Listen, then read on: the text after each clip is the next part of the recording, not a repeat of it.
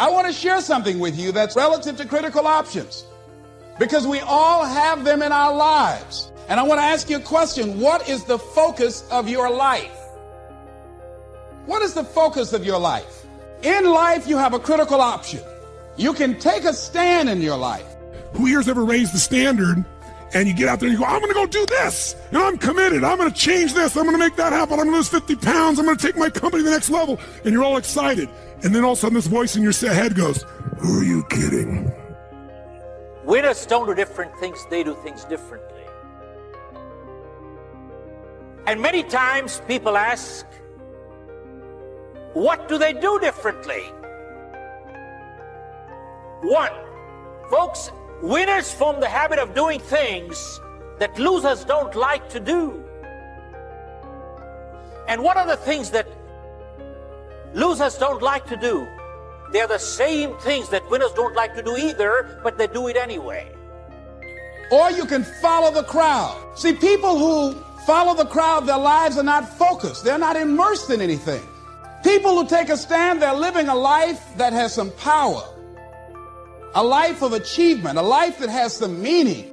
People that are taking a stand in life, they are consciously involved in a process to design a life of substance.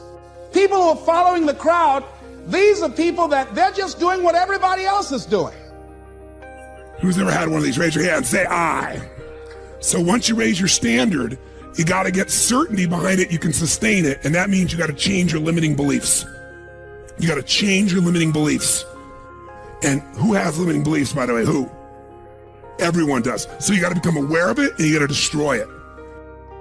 Losers don't like to get up in the morning. Winners don't like to get up in the morning either, but they get up anyway. Folks, losers don't like to work hard. Winners don't like to work hard either, but they work hard anyway. Winners form the habit of doing things that losers don't like to do. Folks, someone asked, are positive thinkers fools? Don't they recognize we all have limitations in life? Folks, don't we all have limitations in life? Yes, no. Folks, the answer to that is winners are not fools. Winners recognize their limitations but focus on their strength. Losers recognize their strength but focus on their weaknesses. Folks, this one sentence is so powerful, it can change anybody's life. Let me repeat. Winners recognize their weaknesses but focus on their strength. And losers recognize their strength but focus on their limitations. They learn to turn a weakness into a strength. I'm going to share with you a prime example. How can a person turn a weakness into a strength, folks? Our greatest weakness can become our greatest strength.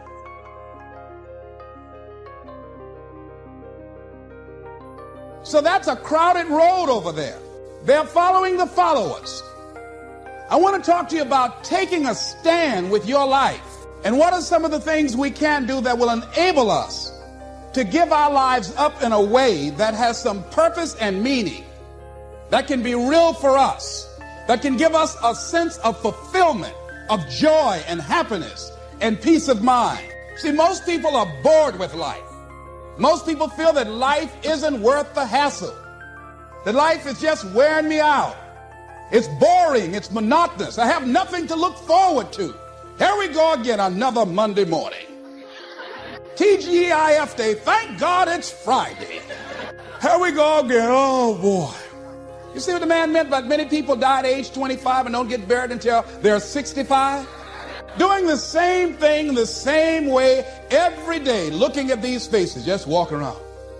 Now, how to do that? Honestly, if you've been to the UPW, you know how. If you haven't, come to join me in San Jose or someplace else. When you change your limiting belief, everything changes. Because as you believe, so is it done unto you. If you believe you're right, you believe you're wrong, you're right. You got to be aware of these faces. They affect you, you know. Try to stay around pleasant faces, and if you have an unpleasant face, try and smile more. It's good for your health. So looking for a way in which we can begin to give our lives some special power, Number one, commit yourself to giving your best at all times. Now, that's not easy. Can you imagine, folks? He turned a weakness in life into a strength. Our greatest weakness in life can become our greatest strength. See, once you believe something is a certain way, out of your need for certainty, you'll change things to meet that belief. Let me show you in 2 seconds flat why the rich get richer and the poor get poorer. I call it the success cycle, real fast. Draw yourself 4 squares, put them up on the screen here. You'll see, as I do this, take a quick look. You'll notice you've got the word potential up in the left-hand square. See, most people, and particularly those who are working in corporations, they're finding now they've got to change their behavior. We're now involved in a world economy. We will never do business the way in which we've done business in the past. We will never be able to, in the American workplace, do just enough to get by. Up in the right-hand square is the word action. Bottom right is the word results. Bottom left is the word belief, or another word for that would be a sense of certainty. Potential, action, belief, results. And notice there's arrows in a clockwise fashion where they just keep feeding each other over and over and over again. Now the standards have been raised.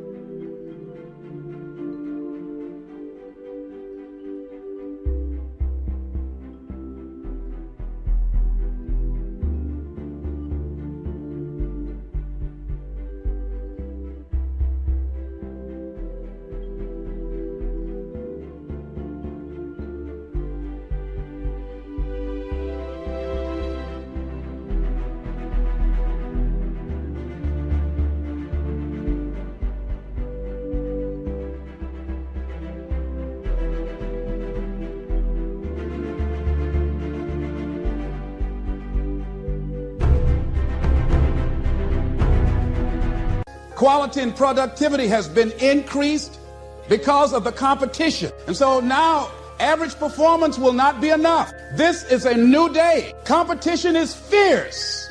So people who've been locked into a behavior pattern are working just hard enough to keep from getting fired. They're being laid off, are forced into early retirement. It's a new game now.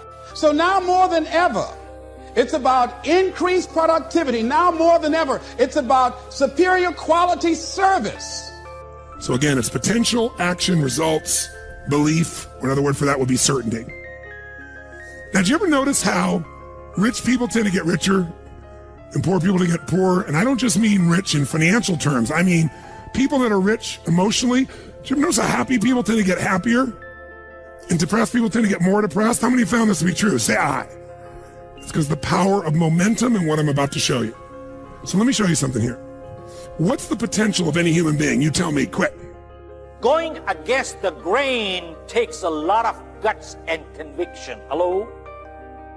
Going against the grain takes a lot of guts and conviction.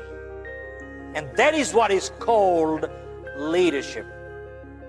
Now more than ever, it's about creating a positive atmosphere in the workplace. And people that have that competitive edge, people that are hungry to make it. So you got to be hungry now. You can't just casually walk around, well, I'll get to it later on. Oh, no, this is a new day right now. Now, here's where the challenge is. How many got tons to do in your normal list of things to do when you go home? How many got a lot to do? Say aye. How many have a lot of outcomes you got to go after? Say aye. How many have the same amount of time you had before? Say aye. So in your business, if you need something to get done, you get it done because it's an absolute what? Or you hire someone to get it done. Hire us, hire someone else, get somebody inside. But are these things you're going home with musts or shoulds? Which one? Do whatever it takes. You say, I don't have the money.